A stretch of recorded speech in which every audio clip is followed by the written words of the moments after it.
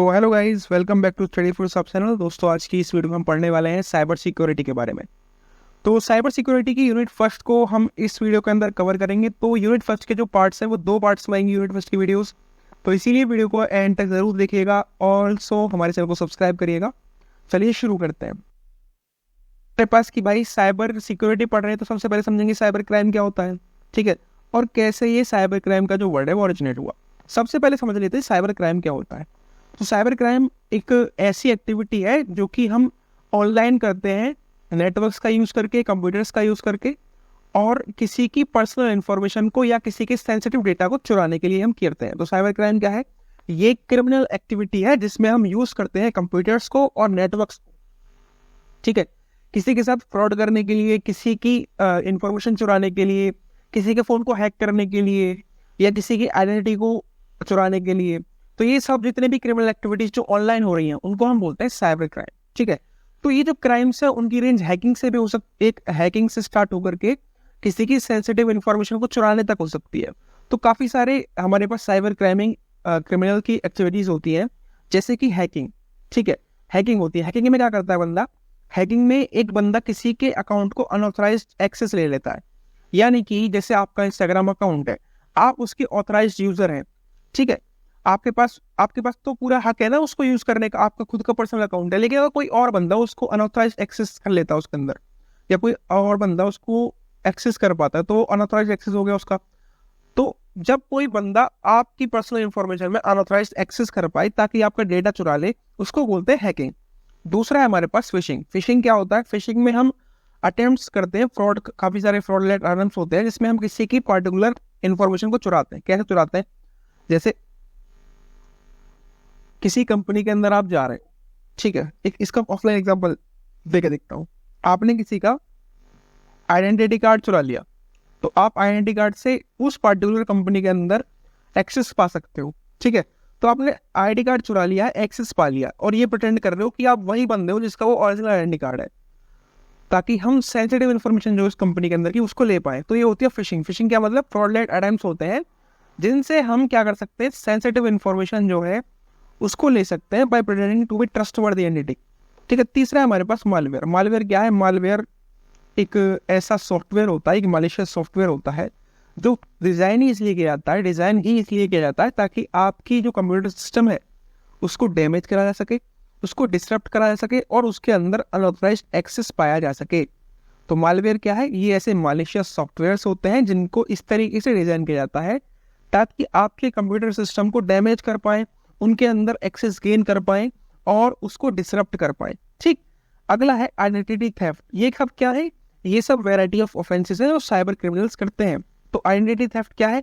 इसमें हम किसी बंदे की पर्सनल इंफॉर्मेशन को चुरा लेते हैं ताकि हम कोई फ्रॉड जो है वो कमिट कर पाए। पर्सनल इंफॉर्मेशन जैसे कि आपके एटीएम कार्ड का पिन चुरा लेना, आपके एटीएम कार्ड चुरा लेना, आपके क्या कहते हैं डेबिट कार्ड चुरा लेना, आपके क्रेडिट कार्ड चुरा लेना, ये सब क्या है? आइडेंटिटी थेफ्ट होता है।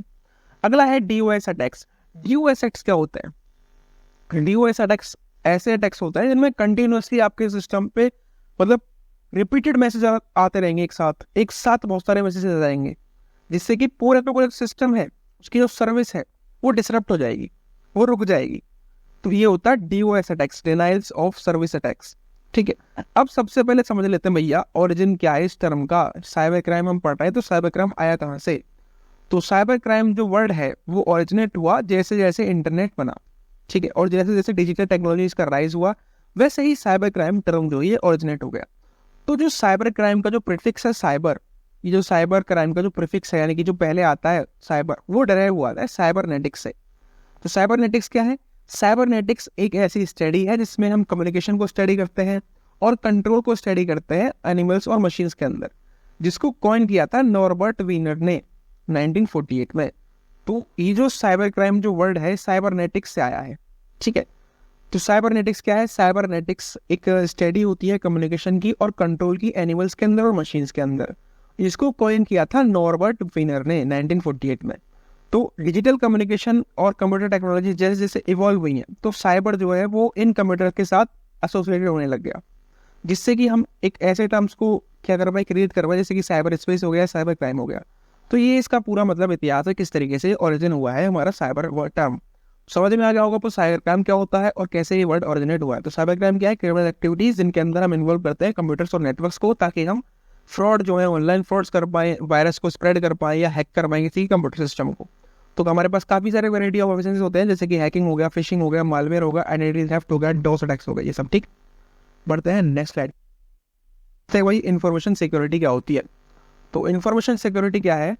एक इस तरीके, जैसे इन्फॉर्मेशन सिक्योरिटी जैसे वर्ड से समझ रहे हैं कि हमको अपनी इन्फॉर्मेशन को सिक्योर करना है। तो जब हम किसी अपनी इन्फॉर्मेशन को सिक्योर कर पाते हैं तो वही होती है इन्फॉर्मेशन सिक्योरिटी। तो इन्फॉर्मेशन सिक्योरिटी क्या है? ये कि एक ऐसी प्रैक्टिस है जिससे हम अपनी इन्फॉर्मेशन को प्रोटेक्ट करते हैं। ठीक है, तो इन्फॉर्मेशन सिक्योरिटी क्या है? ये एक ऐसी प्रैक्टिस है जिससे हम अपने इन्फॉर्मेशन को प्रोटेक्ट करते हैं बाय मिटिगेटिंग इन्फॉर्मेशन रिस्क। ठीक है, समझ गए क्या है इन्फॉर्मेशन सिक्योरिटी? एक ऐसा तरीका है, एक ऐसी प्रैक्टिस है जिससे हम अपनी इन्फॉर्मेशन को प्रोटेक्ट करते हैं ताकि हम जो इन्फॉर्मेशन उसके रिगार्डिंग जो रिस्क आ सकते हैं उनको मिटिगेट कर पाए, यानी कि उनको अलग कर पाए। तो इसके अंदर हम क्या इन्वॉल्वमेंट होता है, कैसे कैसे करते हैं इसको करते हैं हम। इससे पहले तो हम अपनी इन्फॉर्मेशन को सेफ गार्ड करते हैं। सेफ गार्ड मतलब अनऑथराइज्ड एक्सेस से सेफ गार्ड करते हैं, यानी कि हम यूज़ करेंगे अच्छा खासा एक पासवर्ड यूज़ करेंगे। ठीक है, 2 फैक्टर्स ऑथेंटिकेशन यूज़ करेंगे। तो इस तरीके से अपने इन्फॉर्मेशन को आप सिक्योर करेंगे तो उसको बोलते हैं इन्फॉर्मेशन सिक्योरिटी। तो इन्फॉर्मेशन सिक्योरिटी के अंदर क्या क्या इन्वॉल्व होता है? इसके अंदर होता है कि आप अपनी इन्फॉर्मेशन को सेफ गार्ड करते हैं अनऑथराइज्ड एक्सेस से, उसके अनऑथराइज्ड यूज से, अनऑथराइज्ड डिस्क्लोजर से, अनऑथराइज्ड डिस्क्रिप्शन से, अनऑथराइज्ड मॉडिफिकेशन से, किसी भी तरीके का जो अनऑथराइज्ड एक्सेस है, जब उससे हम सेफ गार्ड करते हैं अपनी इन्फॉर्मेशन को तो उसको हम बोलते हैं इन्फॉर्मेशन सिक्योरिटी। तो इन्फॉर्मेशन सिक्योरिटी के अंदर काफ़ी सारे रेंज ऑफ प्रैक्टिसेस होती हैं जो कि हम यूज़ करते हैं ताकि हमारी जो इन्फॉर्मेशन की कॉन्फिडेंशियलिटी है, इंटीग्रिटी है और अवेलेबिलिटी है डेटा की, वो मेंटेन हो पाए। तो ये है इन्फॉर्मेशन सिक्योरिटी। अब बात करते हैं कि कॉन्सेप्ट्स कौन कौन से हैं इन्फॉर्मेशन सिक्योरिटी के अंदर। तो की कॉन्सेप्ट जो है हमारे पास 3 होते हैं इन्फॉर्मेशन सिक्योरिटी के अंदर। एक होता है कॉन्फिडेंशियलिटी, एक होता है इंटीग्रिटी, एक होता है अवेलेबिलिटी। तो कॉन्फिडेंशियलिटी क्या होता है? कॉन्फिडेंशियलिटी का मतलब है कि जो हमारी इन्फॉर्मेशन है वो सिर्फ उस बंदे के पास एक्सेस होगा, उसका जो उसका ऑथराइज्ड यूजर है या जिसके पास ऑथराइज्ड एक्सेस है वही एक्सेस कर पाता है। कॉन्फिडेंशियलिटी जैसे कि आपने अपने दोस्त को कोई बात बताई, ठीक है, तो अब वो जो बात है वो कॉन्फिडेंशियल है। बात मतलब किसी के पास है उसका एक्सेस, आपके पास और अपने दोस्त के पास। अगर कोई तीसरा बंदा आपके बिना पूछे उसके अंदर इन्फॉर्मेशन को गेन पा लेता तो वो क्या है? अनऑथराइज्ड यूजर है और आपकी कॉन्फिडेंशियलिटी क्या हो जाएगी? वो डिसरप्ट हो जाएगी। तो कॉन्फिडेंशियलिटी क्या होती है? ये एक ऐसी इन्फॉर्मेशन होती है जिसका एक्सेस केवल उसी बंदे के पास होगा जो ऑथराइज्ड यूजर है उसका। दूसरा है इंटीग्रिटी। भाई इंटीग्रिटी का मतलब होता है कि हम अपनी इन्फॉर्मेशन की जो सच्चाई है उसके अंदर, ठीक है, वो डिस्टर्ब ना हो पाए, ऑल्टर ना हो पाए। जैसे 1 + 1 = 2 होता है, ठीक है, तो सच्चाई क्या है इसमें कि 1 + 1 2 ही है, ये हमारी इंटीग्रिटी है। लेकिन अगर कोई बंदा 1 + 1 = 3 बोल दे, ठीक है, और सिस्टम में ये अपलोड हो जाए तो इससे क्या होगा? हमारी जो इन्फॉर्मेशन थी वो अल्टर हो गई किसी अनऑथराइज्ड पार्टी के द्वारा। तो इसी को बोलते हैं इंटीग्रिटी। तो इन्फॉर्मेशन सिक्योरिटी इसी इंटीग्रिटी को क्या करता है? मेंटेन करके रखता है। तीसरा है अवेलेबिलिटी। अवेलेबिलिटी क्या है? यानी कि हम एंश्योर करते हैं कि जो ऑथराइज्ड यूजर है जब उस पार्टिकुलर इन्फॉर्मेशन को वो एक्सेस पाना चाहे तो उस टाइम पे उसको वो इन्फॉर्मेशन अवेलेबल हो जानी चाहिए।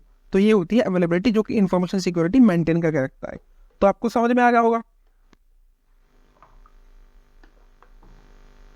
कि इन्फॉर्मेशन सिक्योरिटी होती क्या है और इसके की कंसेप्ट्स क्या है। बढ़ते हैं नेक्स्ट स्लाइड कि भाई इंपॉर्टेंस क्या है हमारी इन्फॉर्मेशन सिक्योरिटी की, क्यों इतना इंपॉर्टेंट है इन्फॉर्मेशन सिक्योरिटी। तो पहली चीज, इन्फॉर्मेशन सिक्योरिटी इसलिए इंपॉर्टेंट है क्योंकि ये हमारे सेंसिटिव इन्फॉर्मेशन को प्रोटेक्ट करती है, यानी कि ये सेफगार्ड करती है हमारे पर्सनल इन्फॉर्मेशन को, फाइनेंशियल डेटा को, कॉर्पोरेट डेटा को। किस चीज़ से? कि वो ऑनलाइन थेफ्ट ना हो पाए या वो ऑनलाइन चुरा ना ली जाए या उसको कोई अनऑथराइज्ड बंदा एक्सेस ना कर पाए। इस चीज़ से प्रोटेक्ट करती है हमारी इन्फॉर्मेशन सिक्योरिटी। दूसरा, ये इन्फॉर्मेशन सिक्योरिटी जो है वो मेंटेन हमको हेल्प करती है कि प्राइवेसी मेंटेन रहे, यानी कि ये इंश्योर करती है कि जो पर्सनल डेटा है किसी भी बंदे का वो कॉन्फिडेंशियल हो और वो एक्सपोज ना हो पाए किसी भी अनऑथराइज्ड एंटिटी को।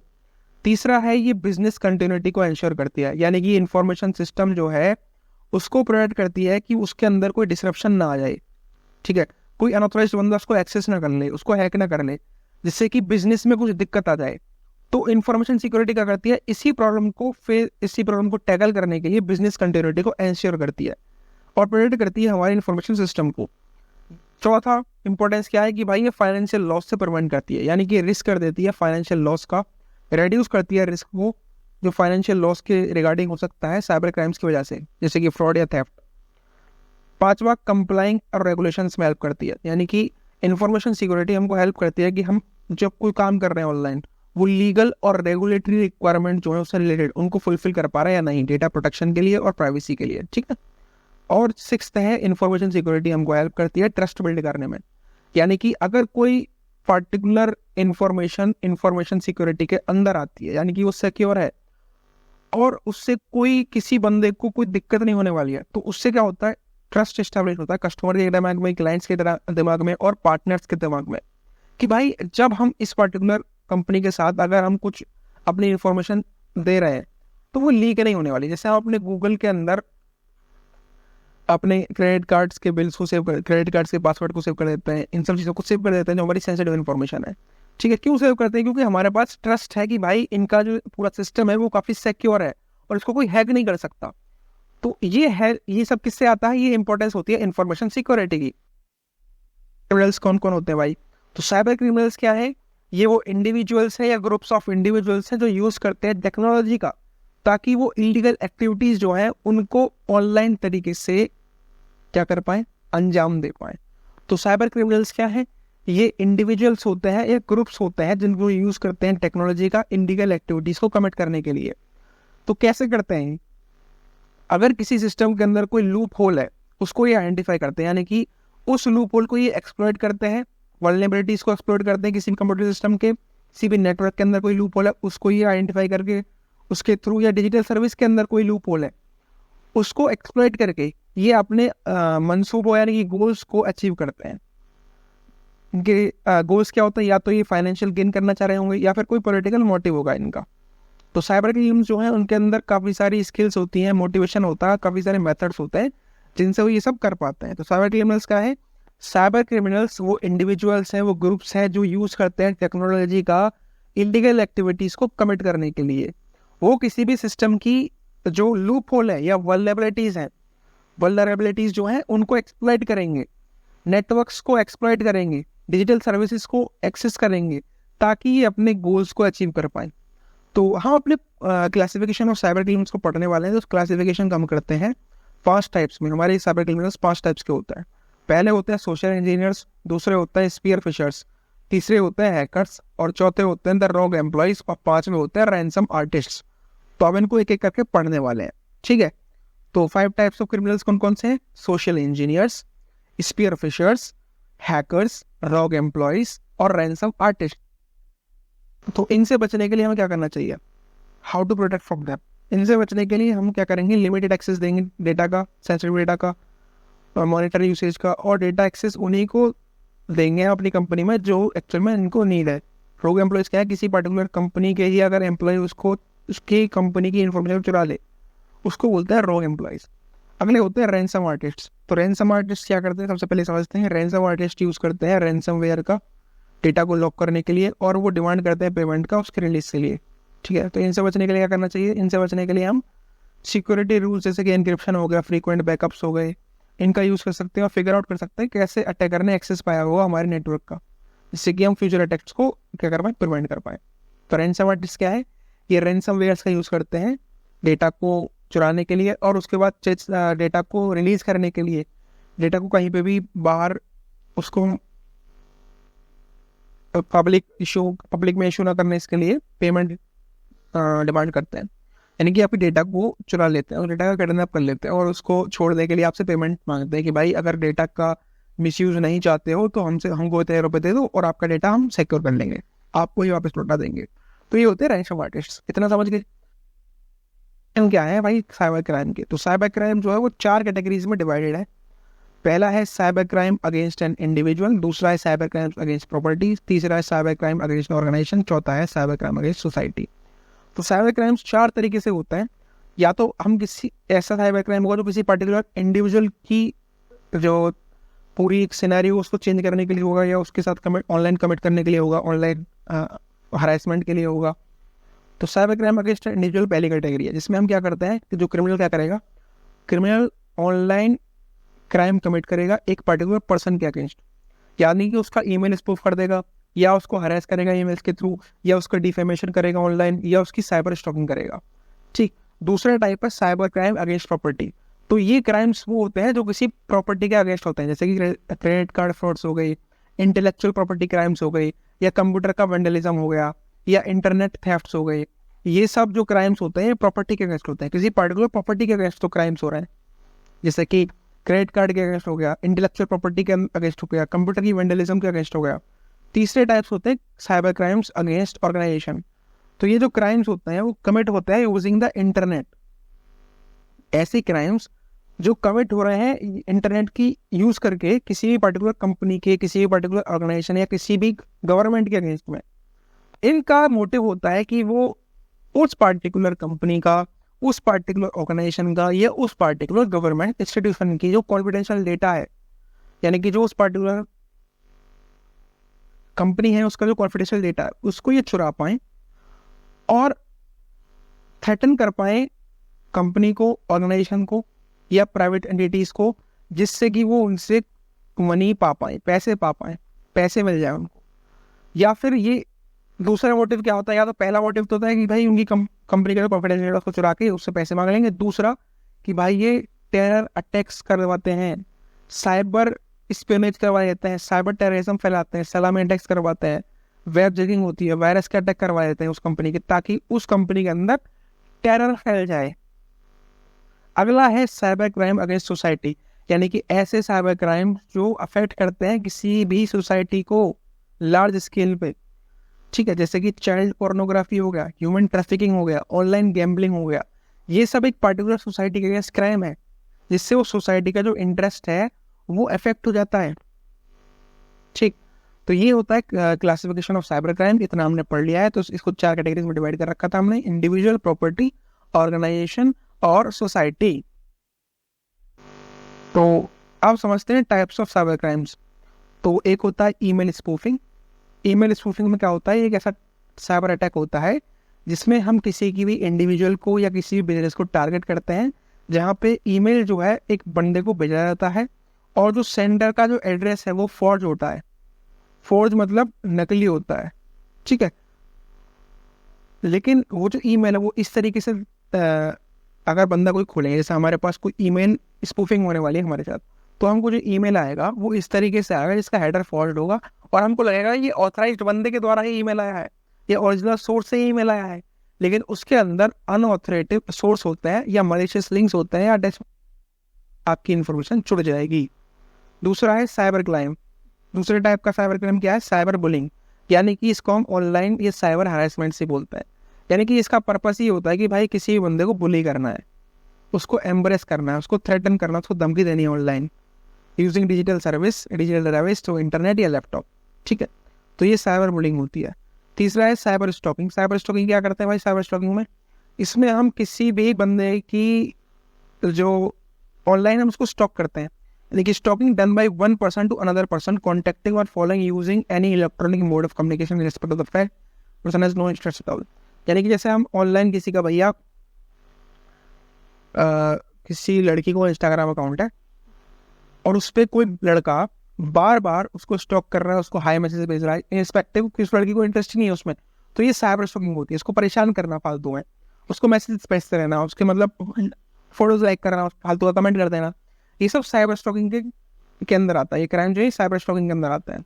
ठीक है, चौथा है हमारे पास फिशिंग। फिशिंग क्या होता है, फिशिंग तो समझ रही कि हम किसी भी बंदे को ईमेल सेंड करते हैं फ्रॉड वाले, ठीक है, और उसको ये दिखाते हैं कि हम ओरिजिनल बंदे हैं, और उसको अगर वो बंदा क्लिक कर देता है उसके अंदर कुछ इन्फॉर्मेशन मांगी जाएगी, अगर वो उसको रिवील कर देता है तो उस बंदे की जो पर्सनल इन्फॉर्मेशन जैसे पासवर्ड्स हो गए, क्रेडिट डेबिट कार्ड नंबर हो गया, CVV ATM पिन OTP वगैरह, वो सब चीज़ें किसके पास पहुंच जाएंगी, अटैकर के पास पहुंच जाएंगी। तो फिशिंग क्या है, ये एक ऐसा टाइप ऑफ फ्रॉड है जिसमें कि ईमेल्स भेजे जाते हैं रेप्यूटेड कंपनी के प्रोजेक्ट्स में, जिससे कि किसी भी पर्सन को इंड्यूस किया जा सकता है कि वो अपनी पर्सनल इन्फॉर्मेशन को रिवील कर दे। पांचवा है हमारे पास साइबर टेररिज्म। साइबर टेररिज्म क्या है कि हम इंटरनेट का यूज करके किसी भी कंट्री की जो इंटीग्रिटी है, सोवरेनिटी नहीं है, ठीक है, सोवरेनिटी जो है उसको हार्म कर पाए, जिससे कि पीपल्स की जो लाइफ है वो लॉस हो जाए, जनरल पब्लिक डिस्टर्ब हो जाए। जैसे कि भैया गवर्नमेंट साइट को किसी बंदे ने हैक कर लिया और उस पर किसी पार्टिकुलर कम्युनिटी जैसे कि मुस्लिम्स के खिलाफ कुछ लिख दिया या हिंदूज के खिलाफ कुछ लिख दिया, तो इससे क्या हुआ, इससे एक पूरी की पूरी जो हमारी एक कम्युनिटी है, जो एक यूनिटी है, वो तार तार हो जाती है और इससे साइबर टेररिज्म फैल जाता है, लोगों के बीच में मारकट्स हो जाती है। तो ये साइबर टेररिज्म होता है। 5वां टाइप जो है हमारे पास साइबर पोर्नोग्राफी या चाइल्ड पोर्नोग्राफी।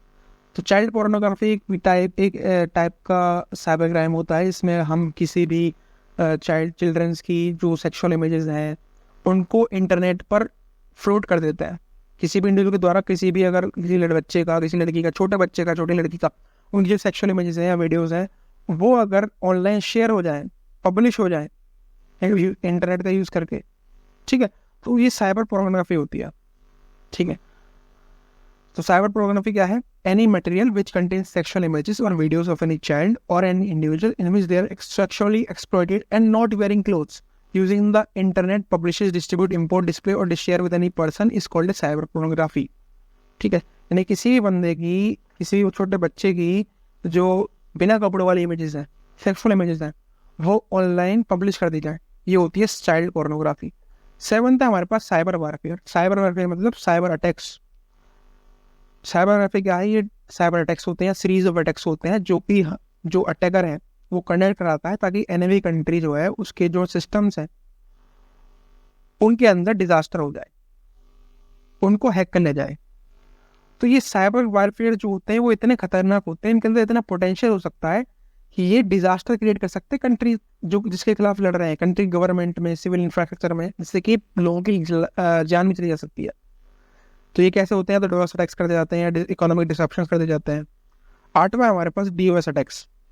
DOS अटैक्स क्या होते हैं? ये साइबर अटैक्स होते हैं किसी भी कंप्यूटर के अगेंस्ट या किसी भी सिस्टम के अगेंस्ट, जहाँ पे ये प्रिवेंट करते हैं लीगल यूजर को कि वो एक्सेस कर पाए उस कंप्यूटर को। वो टारगेट करते हैं अटैक को इस तरीके से कि जो सिस्टम है एट द एंड क्रैश खुद से हो जाए, खुद से ही वो सिस्टम क्रैश हो जाए। जिससे ये सब क्या होता है, जैसे कि एक पर्टिकुलर हमारे पास कॉर्पोरेट वर्ल्ड का एक सर्वर रखा हुआ भी है, सर्वर के अंदर सारी की सारी इन्फॉर्मेशन है, लीगल डॉक्यूमेंट्स है, सब कुछ है, और उसके ऊपर DOS अटैक हो जाए, तो जो उस कंपनी के जो लीगल यूजर्स है वो इसको एक्सेस ही नहीं कर पाते हैं। जितने में वो एक्सेस करेंगे उतने में ये पूरा सिस्टम क्या हो जाएगा भैया? क्रैश हो जाएगा, और इससे लाखों करोड़ों का नुकसान हो जाता है कॉर्पोरेट वर्ल्ड को।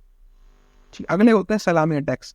सलामी अटैक्स क्या होता है? ये एक ऐसा टाइप का अटैक होता है जहाँ पे हैकर जो है या अटैकर जो है वो स्मॉल अमाउंट्स में मनी चुराता है, ठीक है, या इस तरीके की डैमेज देता है सिस्टम को जिससे कि वह बहुत छोटी हो और अननोटिस्ड हो।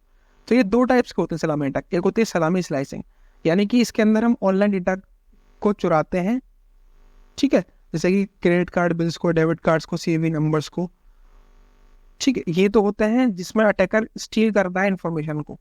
एक होते हैं पेनी शेविंग अटैक्स, जिसमें जो यूजर, जो हैकर है, वो मनी स्टील करता है स्मॉल अमाउंट्स में। तो सलामी अटैक्स क्या है? जैसे आपके पास भैया 1 करोड़ पड़े हुए हैं अकाउंट में, तो किसी ने आपके अकाउंट से 1000 रुपये चुरा लिए, तो ये अननोटिस रहेगा कि भैया 1000 रुपये निकल गए, तो किस तरीके से निकल गए होंगे? ये अननोटिस रह जाते हैं। इस तरीके से मतलब अटैक तो हो रहा है लेकिन छोटे अमाउंट में पैसे निकाले जा रहे हैं, जिससे कि अननोटिस रहे बंदे के दिमाग में वो चीज़ है। तो ये होता है सलामी अटैक्स। आई होप आपको वीडियो पसंद आई होगी। वीडियो पसंद आई वीडियो को लाइक करें, चैनल को सब्सक्राइब करें और बेल को दबाना ना भूलें। ऑल्सो गाइस इसका सेकंड पार्ट में जल्दी रिलीज कर दूंगा, अभी थोड़ी बहुत देर में आ जाएगा शायद 1-2 घंटे के अंदर, इसलिए वीडियो को एंड तक जरूर देखा है आपने अभी तक। वीडियो पसंद आई है तो वीडियो को लाइक जरूर करिएगा यार, प्लीज़ चैनल को सब्सक्राइब करिएगा।